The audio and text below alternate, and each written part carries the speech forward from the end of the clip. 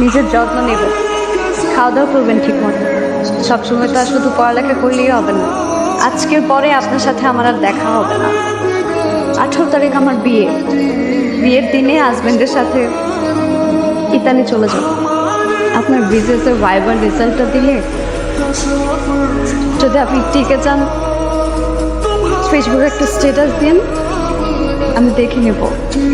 ও, আপনার তো ফেসবুক অ্যাকাউন্টই নাই, তাহলে আমাকে একটা ফোন দিন। আমার ফোনও তো সুইচ থাকতো। আচ্ছা, আমার জানার দরকার নেই।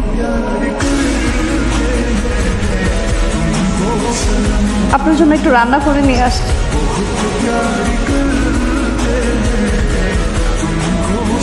এটাই মনে হয় আমার হাতের লাস্ট রান্না করা। খাবো থাকছি। আবার রেজাল্ট দিলে কি যেন বলতে চেয়েছিলেন? সেটা এখন বলে আর কোনো লাভ নেই। আমি কি আপনার হাতটা একটু ছুঁয়ে দেখতে পারি?